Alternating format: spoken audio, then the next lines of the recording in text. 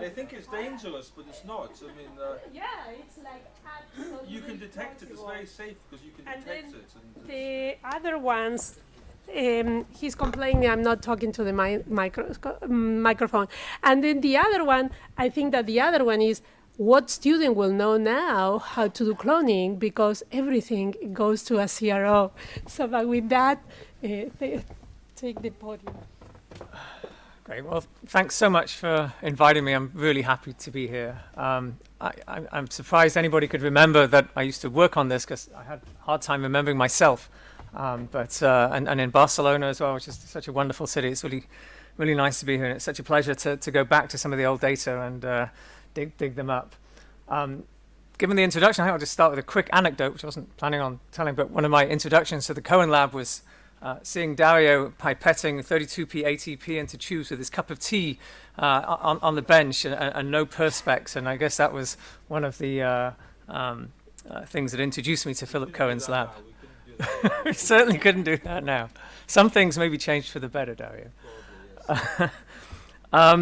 So yeah, this is really a story from a long time ago, before iPhones, before Twitter, before TikTok, and even before PowerPoint slides. So as like Dario said, I also had to go back not only to some publications, but also to my photocopied lab book. I couldn't take my lab books from Onyx Pharmaceuticals office because it was a company, but I photocopied them all before I left and somehow managed to locate them before this talk. So you'll see some low-resolution iPhone photos of photocopied lab books in this talk. So again, a disclaimer, it was all a long time ago. This is just my recollection of what got me interested into this problem, and hopefully what I say will be mostly accurate, but it is influenced by the passage of time. So I think for me anyway, Dario talked about going from top down or bottom up. I think the PKB AKT story really started from the middle and ended up kind of converging on the different ways people were approaching the problems. So for me, the identification PKB AKT was kind of instrumental here, and this was found. Is there a pointer here? Oops. This was identified concurrently, as I recall, by 3 independent groups. So in Jim Woodcott's lab, he cloned PKB just by looking for kinases that showed similarity to known kinases, PK and PKC, hence the name PKB in the middle. Phil Tishlis cloned AKT as the murine homologue of a viral oncogene, VAKT, obviously suggesting even back then its potential role in oncogenesis. And they are identical to the viral oncogene, except for the viral oncogene has an N-terminal viral GAG sequence that causes it to translocate to the membrane, resulting in constitutive activation, thereby activating an oncogenic pathway. And then Brian Hemmings also identified what he called RAC, so related to ANC kinases, by similar kind of cloning approaches. And then soon after this, there was a slew of publications that I tried to capture here, showing that AKT was activated by growth factors, and in particular downstream of PI3 kinase. So this obviously, gave some clues then as to how this may be activated. And as Dario actually mentioned as well, the kind of convergence of ideas at the time was that maybe direct binding of PI3 kinase lipid products to the pH domain of AKT could be important in this.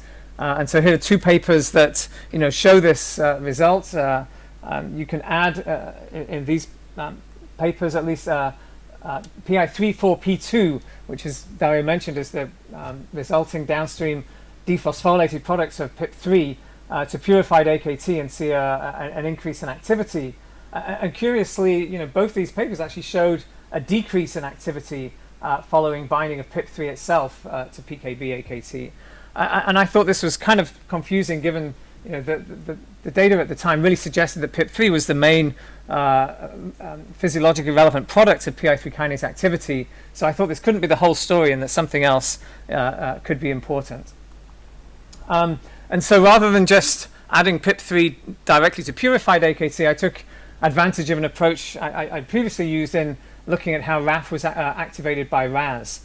And this approach, we kind of used lysates and membrane fractions to combined together. So this kind of had the advantage of, if additional components were required, you could capture that in these crude lysate approaches.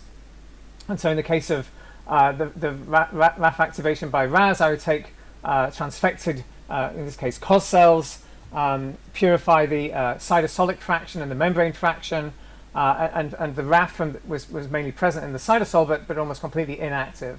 And then in a parallel transfection, take RAS that was transfected into COS cells, and then again purify cytosolic and membrane fractions. And I found that by incubating the membrane fraction of RAS transfected cells with the cytosolic fraction of RAF transfected cells, you get a very nice activation of RAF in this way.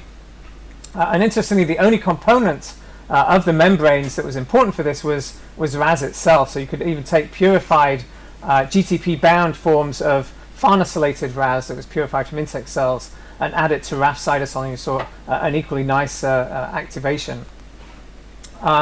Whereas, and you know, so in this case it was only the phospholipids, but you can really just take RAS itself and see a similar activation. If you took the non-farnesylated, so the cytosolic form of RAS, this was not able to do this, and again, this was a GTP-dependent effect in that RAS GDP did not cause it. So kind of in a similar way then, I asked, could you take a fraction of transfected cells where you added transfected PKB into these COS cells, and then just make crude lysate with cytosol and membranes, and then add purified lipids to these lysates.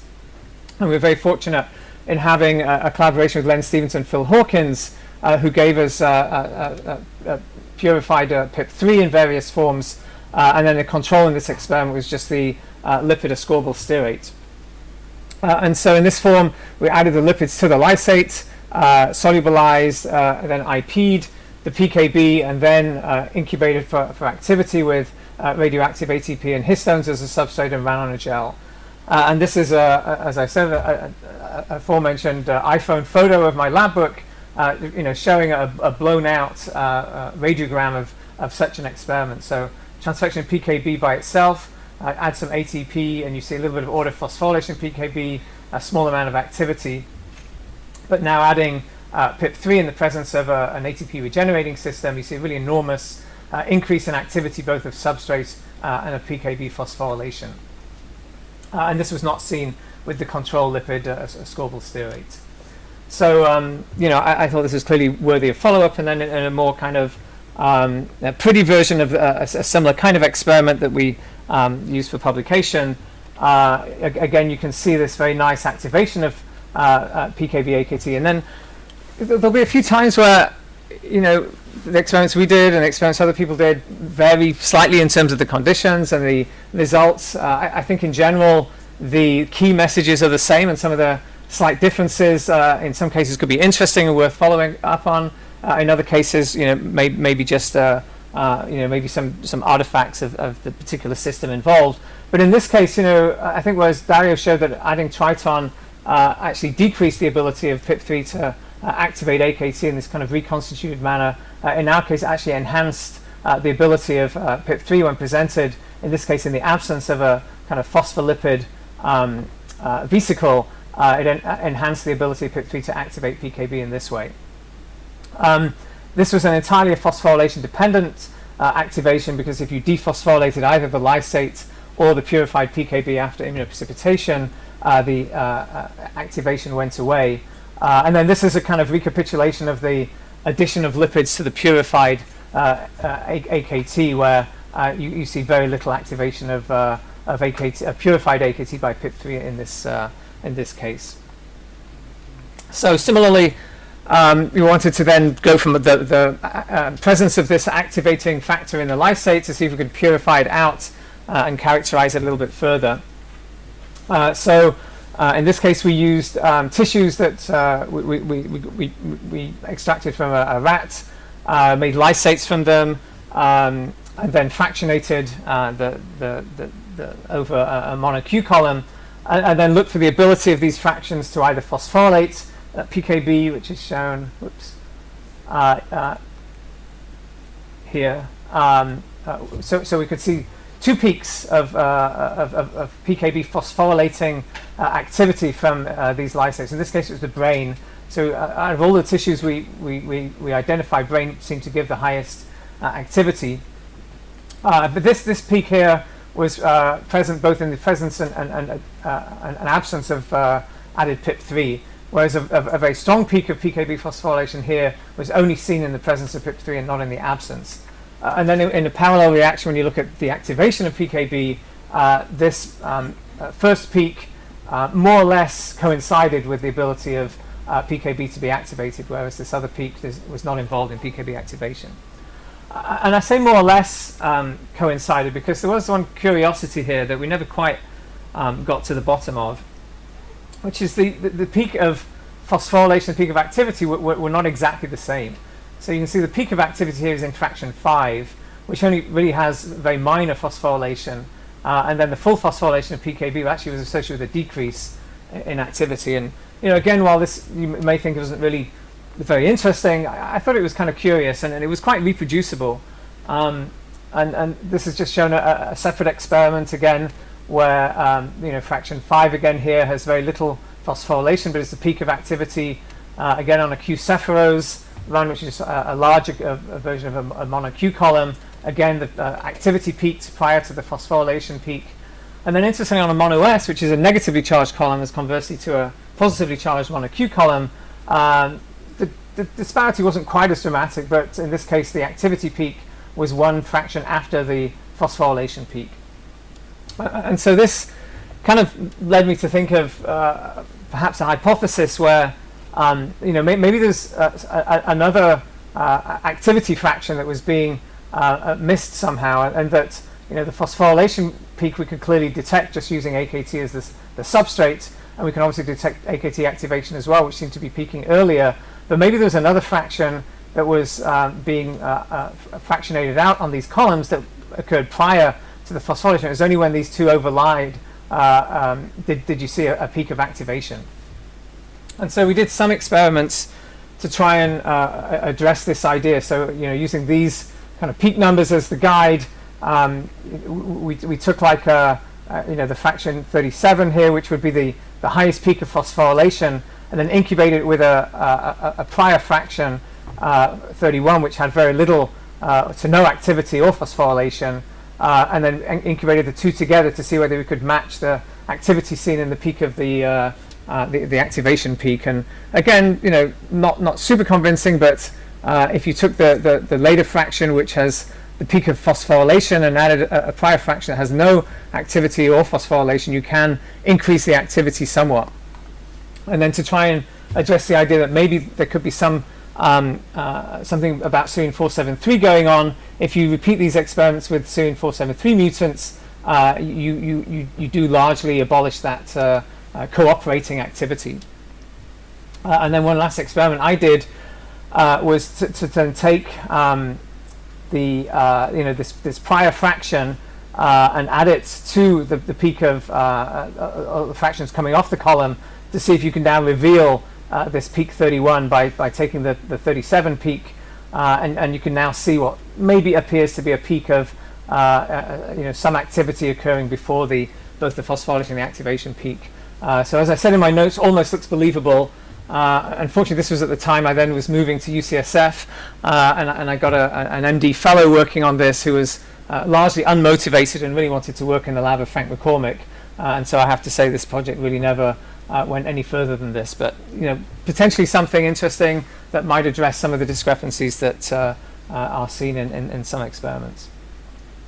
But then back to the kind of more conventional progress that did actually take us some interesting directions. We then did similar phosphopeptide mapping that Dario explained earlier, and again could show that the phosphorylation peak we were looking at was phosphorylating AKT entirely on phosphothreonine residues.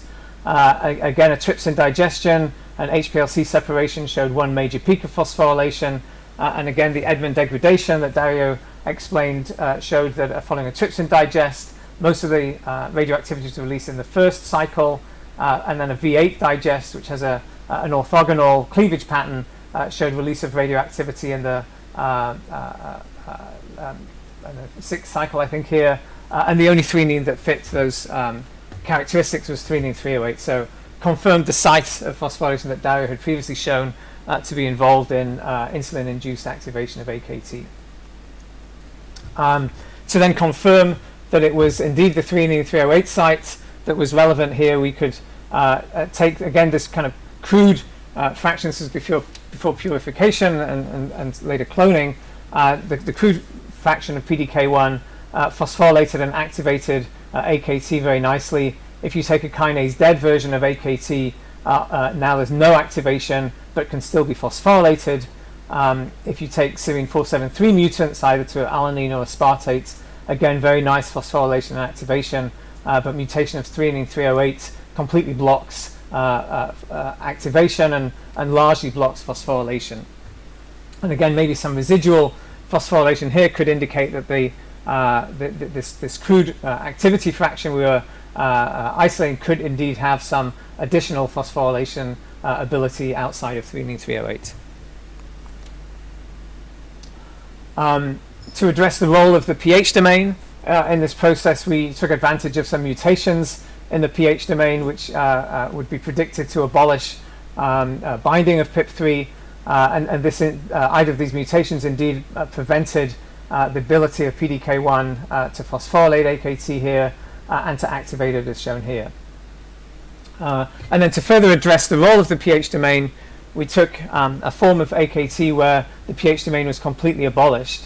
And while with the wild type full length AKT, the phosphorylation and activation of AKT is entirely PIP3 dependent, with the delta pH version of PKB, you can see PDK1 still able to phosphorylate and activate AKT in the absence of PIP3.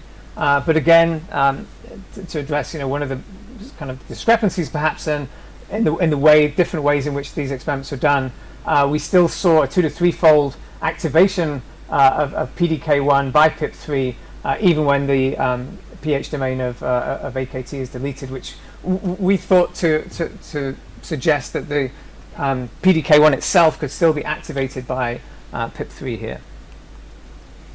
And then by now using the pH domain deleted form of AKT as well as the full length, we could now kind of dissect out the role of different lipids in terms of regulating both AKT or PDK1. And while AKT has a highly stringent preference for the stereoisomer of PIP3, which is used in these experiments, where it's entirely dependent on the DD form of PIP3 and the LL form of PIP3 has no activity, when you use the delta pH form of PKB, which we assume is now measuring just the affinity and regulation of the PDK1 pH domain, this requirement for the stereoisomer of PIP3 is somewhat relaxed. So the LL PIP3 is still able to activate PDK1 in these experiments, albeit not to the same extent as the DD form. And then similarly looking at both PIP3 and PI3-4P2 in this process, again we could see in the case of the PKB activity with the full-length PKB, 3,4P2 is also able to allow PDK1 to activate PKB, again to a lesser extent than seen with PI345P3, but for PDK1 this activity was really not seen. And this lack of activity on PDK1 was seen both the ability to phosphorylate PKB shown here as well as to activate PKB shown here. So, I think this kind of led to the suggestion that maybe the pH domain of AKT could be binding the kinase domain of AKT in some way to prevent, or at least sterically blocking, the ability of PDK1 to phosphorylate the activation sites. And I have to say we did put some effort into seeing if we could take isolated kinase domain and an isolated pH domain and see visualize a co-immunoprecipitation interaction, and could never really see that. But there were some very nice experiments done using TR-FRET and FLIM approaches where you could fluorescently label both the pH domain and the kinase domain that were performed a little later, shown here, which did show a nice interaction between the kinase domain and the pH domain. which was then relieved upon PDGF stimulation. So presumably the PIP3 binding in this case now is changing the conformation to then expose phosphorylatable residues to allow PDK1 and other kinases to phosphorylate PKB here. And interestingly, this mechanism of the pH domain binding to the kinase domain has been exploited by at least one class of AKT inhibitor, which I think will be talked about later in this meeting, where Merck found some compounds that kind of locked in this pH domain kinase domain interaction through this interaction with tryptophan 80 here. And now in the presence of these inhibitory compounds, growth factors and PIP3 are now no longer able to change the conformation of the pH domain of AKT, allowing phosphorylation, maintaining the AKT in the dephosphorylated and inactive state. And it's with a little bit of disappointment here, I should say, that these and other AKT inhibitors have not really shown therapeutic benefit. I mean, I think the reason why myself and a lot of people got interested in this signaling pathway is because of its known role in diseases including cancer and diabetes. And I think there was really a strong expectation that by inhibiting AKT, you really should be able to have some benefit in tumors that have constitutive activation of the pathway through PTEN mutations or PI3 kinase mutations or others. But they've really been disappointingly ineffective in these indications. So then we kind of collaborated with Len Stevens and Phil Hawkins again to purify the PKB kinases that were involved here. And so in this case we used sheep brain as a source and ran through several column fractions to get purified protein, which is shown here in the top gel. The protein peaks purified with the fractions which were active at phosphorylating PKB AKT, and also co-purified with PIP3 binding across this final column. And then, as you now know, upon purification, trypsin digestion, and cloning, it was found to be a similar kinase in the AGC family with an N-terminal kinase domain, and in this case a C-terminal pH domain.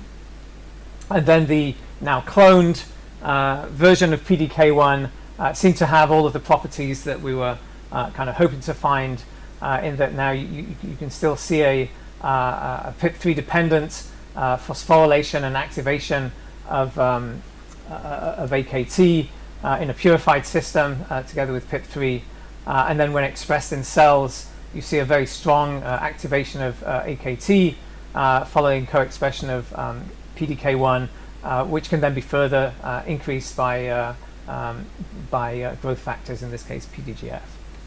So that's really, all the contribution that I had is just like a small portion of the kind of vast amount of work that Dario nicely showed.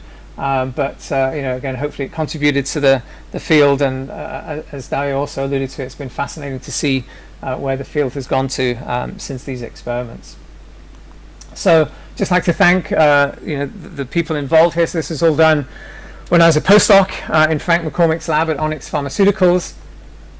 We had just tremendous collaboration with Len Stevens and Phil Hawkins, who were the experts in the PI3 kinase signaling field. Gave us these phospholipids initially, and also invited me over for some experiments to see if we could purify the PDK kinase from neutrophils, which was the model system they had up and running.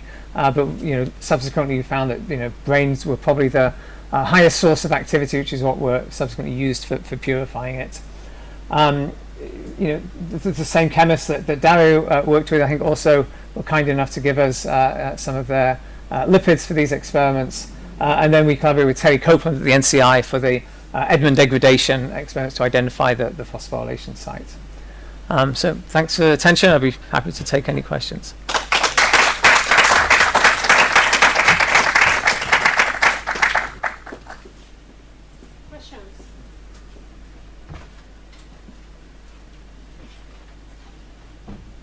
Thank you very much. You're on. Thank you very much. Fantastic talk. Fantastic talk. The preceding as well, Dario. one issue that you mentioned is in the extracts, but not in the purified protein, I believe, the increased activity towards AKT in the presence of PIP3. Did you get that with purified protein as well?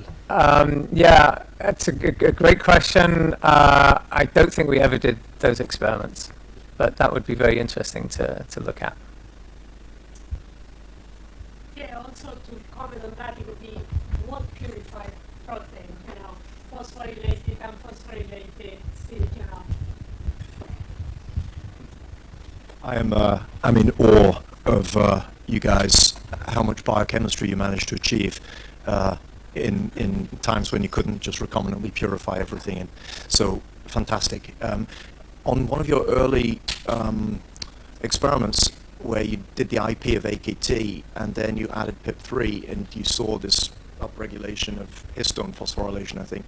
It was a kind of a noisy block, but it looked like there was a lot of AKT phosphorylation as well. In those IPs, then presumably you had PDK1, or was this ever checked? Let's see, I think you're talking about maybe... I mean, because without PDK1, where does that signal come? Yeah, I think in this case, our interpretation was when you just pull down AKT and then add radioactive ATP, there's a basal level of activity that represents this autophosphorylation here. But when you add PIP3 to the lysate before IP and then PKB, this signal is massively increased both at the autophosphorylation and at the substrate phosphorylation level. But I don't think PDK1, unless it's associated with the PKB that is pulled down, is still present in this reaction. I think in this case, PKB has been phosphorylated, it comes down. Now I understand. Okay, thanks.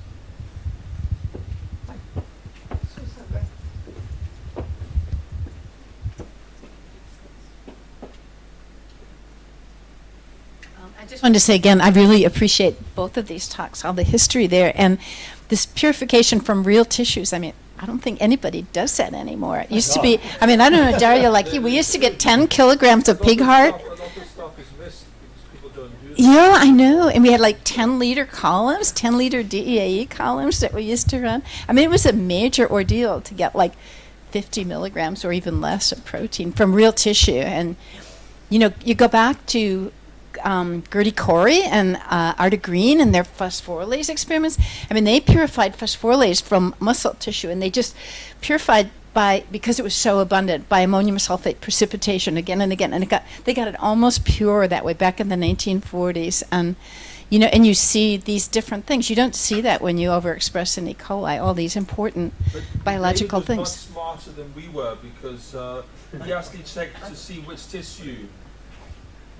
I'm just saying that David was much smarter than we were because David actually, before he did the preparation, checked which tissue to purify from, and he found the brain had the best. Right. And it has like 10. But whereas I didn't think of that. I just went to, because we were working with skeletal muscle, I said we'd purify it from skeletal muscle, and it's about 1/10 of the activity. Right. So it was like much harder to purify. So if anyone purifies something from an extract, always check to see what tissue. And generally speaking, brain and testes, for whatever reason, has the highest activity of most kinases. But obviously that will depend on what you're purifying. But that's very smart. Cause to start. So it sounds pretty obvious now, but it's a big point. Well, I mean, when I went over to the Babraham and we did these from neutrophils because that was Len Stevens and Phil Hawkins' source of everything, and there was just like tiny hints of activity. There's so much elastase, proteases, and neutrophils. It digests everything under the sun in there when you lyse the neutrophils. And Yeah. we do lots of experiments in neutrophils, and you get if you don't add this isofluorophosphate to the lysate, you see no proteins on the poncho because they just all get degraded. I mean, it's very hard to purify something from neutrophils. I would say, although they've done it many times. Yeah, it's hard. I went back and reviewed a lot of Eddie Fisher's papers in the, when they first discovered PKA and also PKI, which was almost the same time. And Eddie right away was going to brain and skeletal muscle. I mean, as he went right away to brain within a couple of years, they were doing, because there was so much PKA in brain. I mean, the Rockefeller group was doing a lot of PKA, what's going on in the brain, and so he compared those, you know, because that's where the activity was a lot. And I mean, it's there's so many things that are still untold. Those stories of like what is PKI actually doing. This dissociation between phosphorylation and activity, I don't know how convincing, and you know, but I think this is something that came from these fractionation approaches, and I think maybe the mTORC2 or something that's involved in 473 could be found. Could it be a dimer or something? Yeah. That's dimeric. And Yeah. Did you ever notice any discrepancy between? It's so long ago. Yeah, who knows? I But don't think we were. Maybe yeah. I think like even native gels, like transient dimers, could be really important. You know, you run it on a gel filtration column and, you know, it could come apart, but that doesn't mean the dimer isn't physiologically important. If you had 2 in there, you would phosphorylate the 473 sites, and then you will get more activation. Yeah. I mean, the one. Obviously, you did see threonine, but I don't know whether you did that with the I mean, you know, the threonine was with the peak of the phosphorylation, not the peak of activation. I mean, if you have MAPCAP kinase 2 or TORC2 or some other kinase that phosphorylates, you know, maybe you would get more activation than the. Should have taken like the earlier peak and done a similar. Yeah, that might be. That would be worth doing. Yeah. Or now phosphoblots with the phosphoantibodies. Yeah. Let's face it, with these immunoprecipitations, we had lots of things that were not accounted for. So I will, challenge all of us that PDK might have been there, MAP kinase, or the one that we choose, right? Looking forward, one thing that I think, going to Susan's point of all these proteins purified from tissue, that I would say the last 20 years with recombinant proteins we left, I think we'll come back, not at the purification, but with cryo-electron tomography as we move forward and visualizing. As a structural biologist, I had to do the plug-in for it. I'm sorry, Thomas here is nodding his head. But the hope is that we will look for all these years that we have done ex situ, we purify until it was absolutely pure and no components, that now we will actually walk back a little bit and do cryo-electron tomography at brain tissue, or in the P10 mouse with mutants, and be able to see if we see different components of these aggregates in situ. I mean, I would agree completely with that, and I think, like some of the disease mutations, I think it's kind of a treasure chest, because you could find a mutant that might stabilize a dynamic state that otherwise is much too transient to see. So in order to do the tomography, you have to have enough of it to be able to localize it. But the other, a couple of things with just cryo-electron microscopy is that you don't need all this milligrams of protein. You can do it with a lot less protein, and the other beauty of it is that with one grid you can get multiple conformational states on the same grid. So it's like really, really a lot of power there. Thank you, Susan. If I may.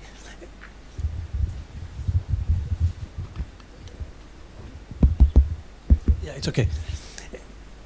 I think one aspect that we might think about is that, the work done at the time was impressive, but how many things are missing in the protein complexes? Now this is what we are saying, when we are pulling down, that they are separated in the column that were binding in a complex before.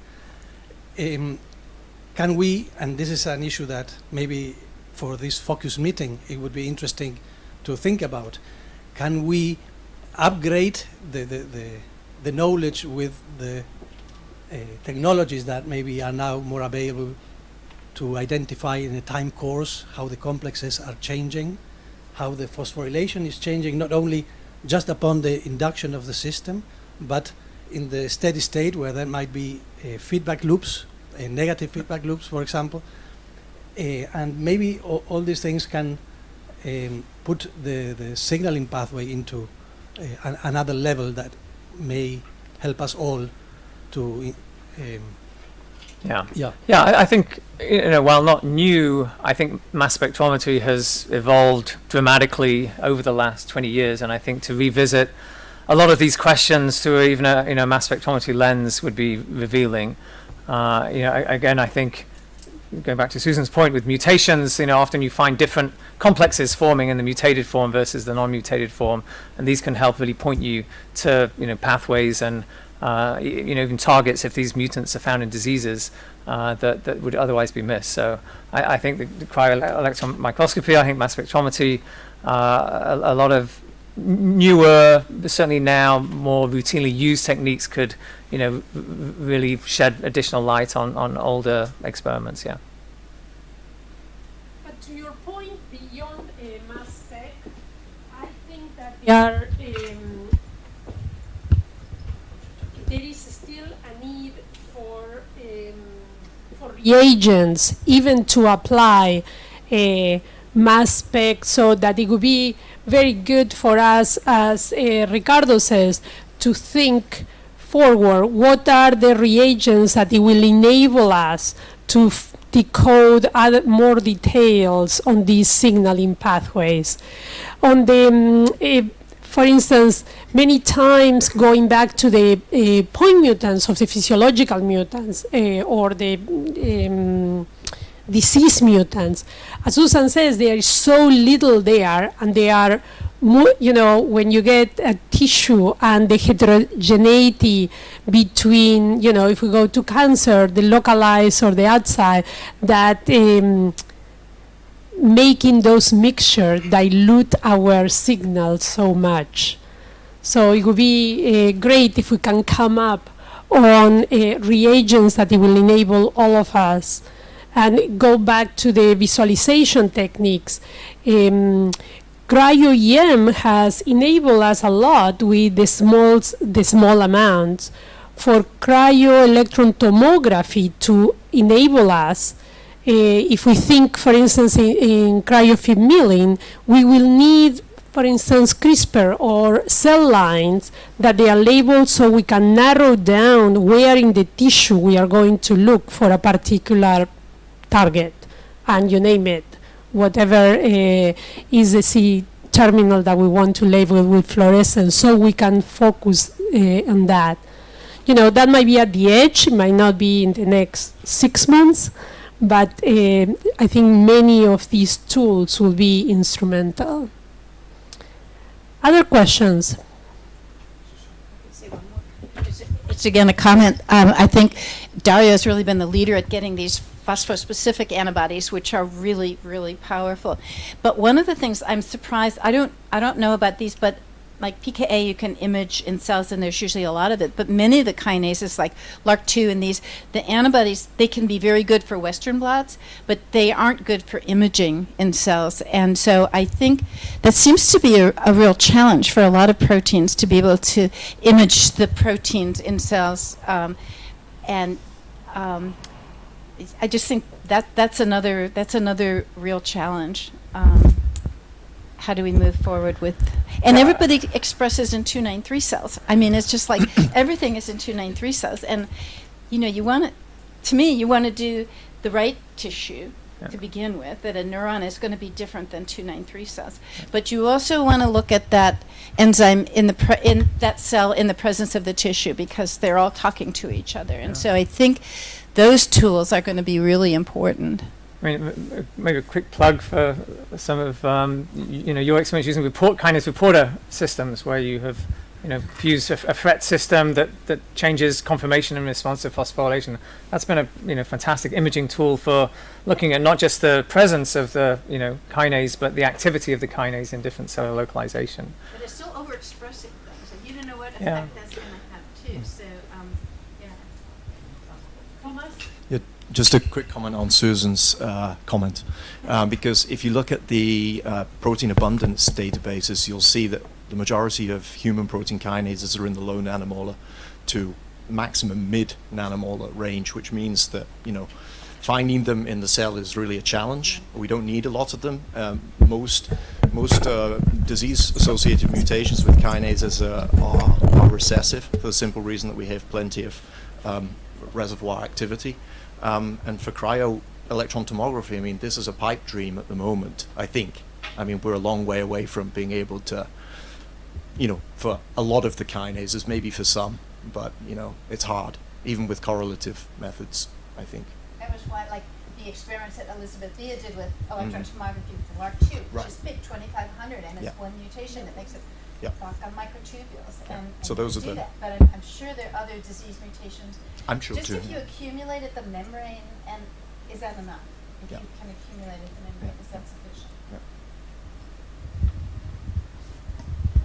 I had a comment related to both of these comments, and it's about the abundance of PDK1. So according to Matthias Mann, at least in HeLa cells, there's 1 nanomolar PDK1.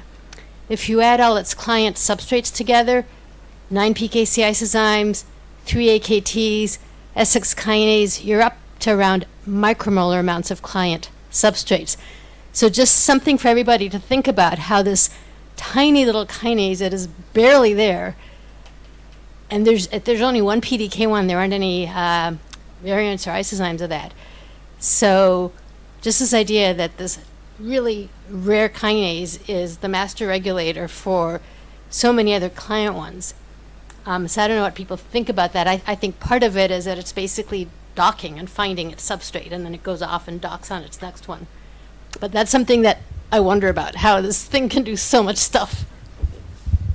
I directly comment on that. So, I mean, this idea that the kinases could dock and sort of find each other in the cell, I think we have to be a bit careful about this because the cell is very big, it's very crowded, and there are many barriers to diffusion. And when you have a very low concentration and 2 kinases need to find each other, there need to be other mechanisms that localize them together. And I think this is clear when you talk about membrane as a scaffold and you have signaling lipids there that can localize this, but as a general mechanism, it cannot work. If you calculate the time scale it would take for 2 molecules to meet in 3 dimensions, even without any diffusion barriers, it is not compatible with life. So, I mean, I think... But I think that's the beauty of science. We don't know it, and that's why we can measure it in some way, and I think that would be, because, as you mentioned, there are things that we are missing, because if not, these hypotheses don't work. In the back of the room, comments, this is your opportunity to grill people. Don't miss it. Following on your comment, Thomas, that's why I was mentioning that maybe one step forward in the knowledge would be by identifying how the protein complexes are changing in the time course of the signaling and at the steady state, because they will be changing.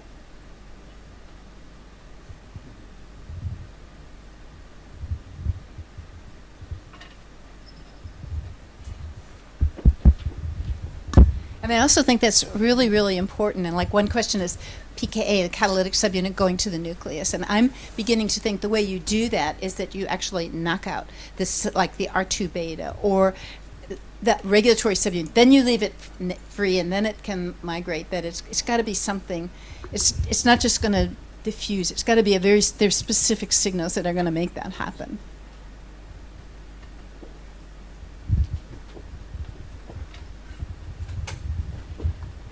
Question for you, David. What experiment would you have liked to do that you didn't do? You know, what was missing there that today bugs you?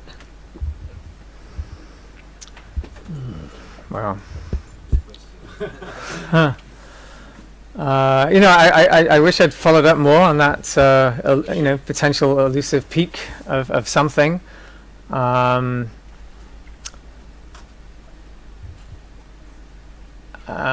You know, given retrospectively, you know, I think that one experiment came up, you know, adding PIP3 directly to the purified PDK1 to resolve whether that's playing a role in the activity versus, you know, some other, you know, I think a lot of these experiments were done in extracts, which had the benefit of being able to allow the identification of these activities, but have the disadvantage of you're potentially monitoring several things all happening at once, and it makes it harder to dissect individual things out. And I think now, I think, as we were talking at the coffee beforehand, things just can move so much quicker. To be able to download sequences of cloned kinases already, it's just such a laborious process back then to get your it takes 6 months to purify something. I mean, this really comes across. But from a tissue to purify your activity is a lengthy process. The digestion, the peptide, and the cloning of the libraries, all can you do that in a day now? So I think things could have gone a lot quicker. I can't think of individual things necessarily that I wish I'd done differently. Anybody in the audience that would like to think what experiments you have not done that was left in your pockets? Well, maybe I am an overachiever. I always have tons of ones that I say, why I didn't think about that, when I have even simple stuff that, even reproducibility within your own lab with someone left and you are transferring to the next person, and you're like, why we didn't do it 2 years ago when that prep was, sometimes you have the killer prep, why it was not done. But two things that I would have liked to have done with AKT is some of the phosphorylation studies that I will present later that we did with a semi-synthetic protein is to go back and try harder to attempt to purify from tissue. We try and we fail miserably, and it was because of the numbers. But I always have that in the back of my mind, did we try hard enough? I really think that is in the numbers, and although I don't have the numbers of how many AKTs are, it still is so likely of success is 0, but 10 years ago, CRISPR assist today might have allowed us to do it. Guess I have a Ricardo there. Yeah, I don't want to comment on experiments I did not do, but I think the community, we miss Dario that did not produce more phospho-specific antibodies, but there are more sites now known that might be of interest, 513 in PDK1, for instance, or tyrosine 9 or tyrosine whatever, and the tools are not there or not good. If we can share information or join forces to get these tools done, I think that would also, it would be a very simple thing that would help us all to better understand. To make a phospho-specific antibody is so easy. It just needs maybe 2,000 or 3,000 euros to do that. But the value of it is, the value is immense. It's in the scheme of the whole budget, it's like 1 or 2% of your budget, and I think that making antibodies. Our strategy is always to do it first in sheep because that's cheaper nowadays. We do monoclonals, but that's like 20 times more expensive than 10 times more expensive than the sheep. So, but the challenge if the trick is to develop the antibodies or to validate the antibodies. Well, once you have the antibody to validate, it's easy. It's normal. Do you think it's done enough? Well, there's a set of simple rules that you need to follow. Like you have to do the alanine mutant, and to validate an antibody is not. That's not difficult. It's a good point, though. Our experience with commercial antibodies is, we'll buy 5 or 6, and for any protein that we want to detect, and maybe one will work. And these other 5 swamp the market to make money of crappy antibodies. Sure, but this is where actually community, we could really come in. There needs to be some place where this was my experience with testing these 6 antibodies from these companies, and only one of them worked, and then you don't have to do the same. The SGC have a major program now.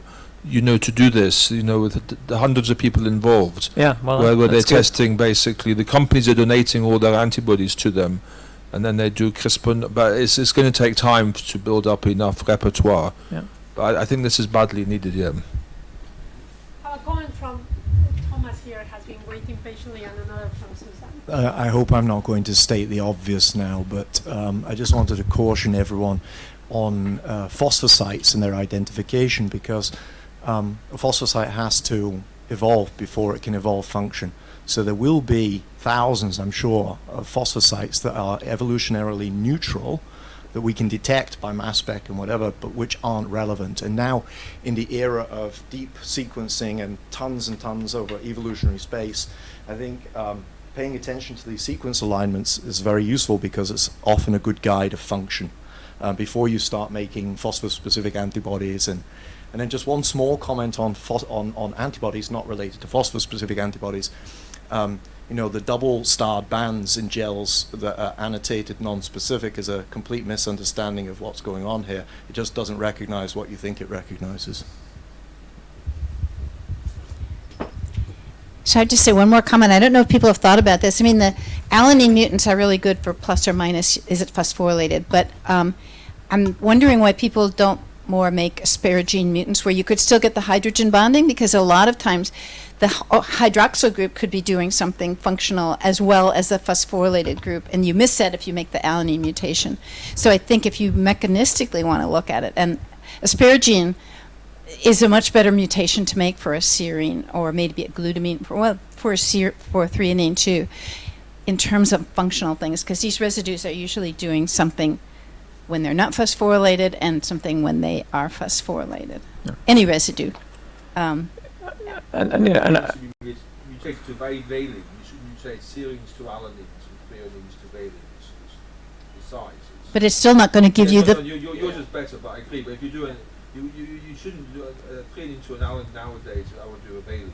You would do a valine? Why? Because of the size. The size of the valines is similar size.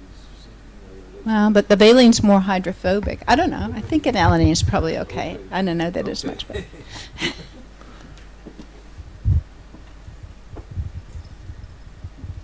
Other comments?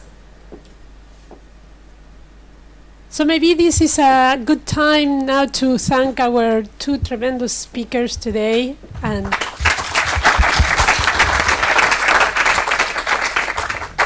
thank you for the inaugural strong discussion that hopefully will continue. And I guess we can all have lunch. Yes. Oops. No, that was good. Yes, sorry.